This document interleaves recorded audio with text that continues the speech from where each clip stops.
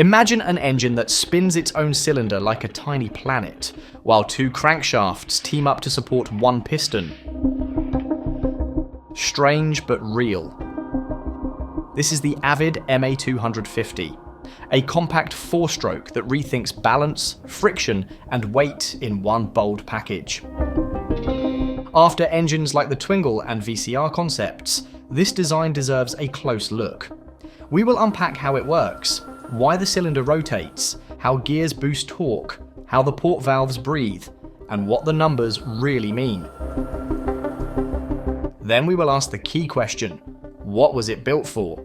Let's dive in now.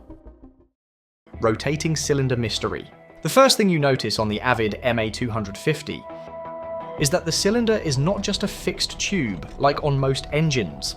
It is built to rotate as the engine runs, and Avid uses gears to make that happen. Each crankshaft carries a small gear. Those gears mesh with larger gears that are tied into a ring gear fixed to the outer case.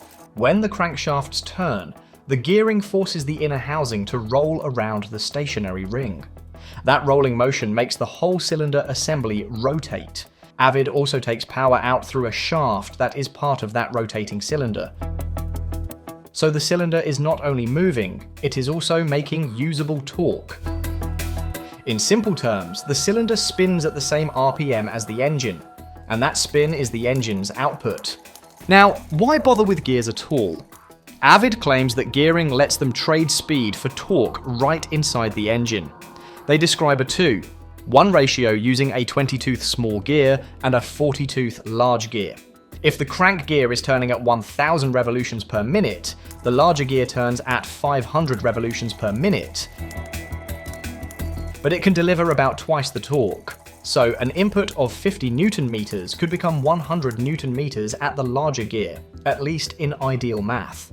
They also argue that this 2:1 relationship turns a 180-degree crank rotation into about a 90-degree cylinder rotation, which they say helps the timing feel more efficient. Whether that part is fully true depends on the exact port timing.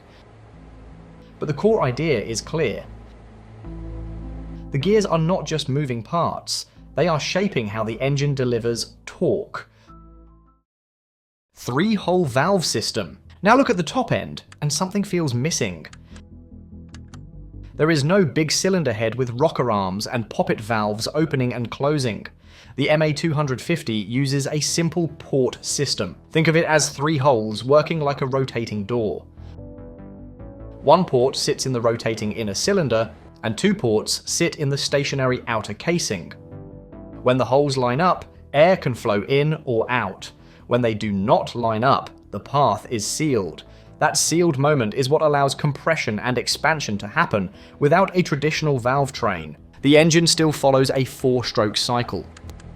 The camshaft turns once while the crankshaft turns twice, just like a normal 4-stroke. The difference is how intake and exhaust happen. Instead of a valve snapping open, the rotating port window briefly aligns and then slides away. This removes a lot of heavy parts. No valve springs, no bulky cylinder head. Less hardware up top usually means less weight and fewer failure points in that area. Avid says their air-cooled 250cc engine weighs around 10 kilograms, which is very light for this class. But this simplicity also comes with limits. Port timing must be precise. Sealing surfaces must stay clean and tight. And airflow depends on how much of the port area can be exposed at once. That means this clever valve idea can save weight, but it can also cap power if it cannot breathe enough at higher speeds. So the top end is simple, yes, but it's also the part that can decide how strong the engine can really be. Why 2 crankshafts? This is the heart of the design. A normal single-cylinder engine has 1 crank and 1 rod, and that layout naturally shakes. Engineers fight that shake with counterweights, but it is never perfect across the whole rotation. At some angles, especially around 90 and 270 degrees, you can get sideways vibration that makes the whole engine buzz. That vibration wastes energy, stress mounts, and can shorten the life of anything attached to it. Avid attacks that problem by splitting the job between two crankshafts. One piston is supported by two connecting rods, one on each side, each tied to its own crank. With the cranks arranged to work together, their counterweights can be timed so the piston's up and down forces are balanced more cleanly. At the top dead center and the bottom dead center, each crank's counterweight can oppose the piston. Then, at 90 and 270 degrees, the two counterweights can oppose each other, helping cancel side-to-side shaking. The pitch is simple. If you can make a single cylinder feel smoother, you unlock more uses. Less vibration can mean less noise, less fatigue, and a more stable platform for equipment. In drones, for example, less vibration is gold, because sensors and cameras hate shaking. In portable machines, smoother running feels higher quality. So the twin crank idea is not just mechanical bragging. It targets a real problem that single-cylinder engines have always struggled with: friction, wear, and the piston problem. There is another reason Avid uses two rods, and it is about friction. In a conventional engine, combustion pushes the piston down, but the connecting rod is angled for most of the stroke. That angle creates a side force. The piston gets shoved into the cylinder wall, which increases friction and wears one side of the bore more than the other. Over time, that side load can cause scuffing, heat buildup, and a drop in sealing. That is lost efficiency and lost life. With two connecting rods working from opposite sides, Avid aims to cancel much of that side force. If the geometry is right, one rod's sideways push can oppose the other rod's sideways push. The piston stays more centered in the bore. A centered piston should slide with less rubbing, which could reduce heat and wear. That sounds small, but friction is a tax you pay every single cycle. Cut friction, and you can improve efficiency, reduce oil stress, and keep the engine healthier for longer. However, the trade-off is complexity. Two rods and two cranks mean more bearings, more gears. More alignment is needed. Any misalignment can introduce its own friction, and gears also bring noise and wear. So the design is a balancing act. It reduces one type of friction at the piston wall, but it adds more moving parts below.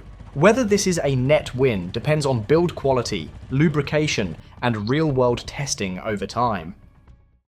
Performance claims and real limits. Now let's talk numbers, because this is where excitement meets reality. The 250cc air-cooled MA250 is said to make about 15.8 horsepower at 3,700 revolutions per minute, and about 30.2 newton meters of torque at 3,500 revolutions per minute. Avid also suggests the engine can be twice as powerful with half the weight of the closest competitor. That is a big claim, and it needs context. A common reference engine in the same world is the Honda GX270, used for power equipment. It is slightly larger in displacement and built for tough work.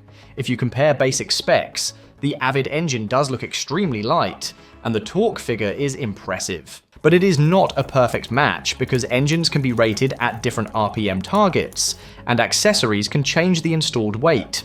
So even if the claim feels possible, it still needs fair testing on the same dyno, same conditions, and the same output setup. The biggest weakness is breathing. In a conventional engine, the full port area can be used for intake when the valve opens.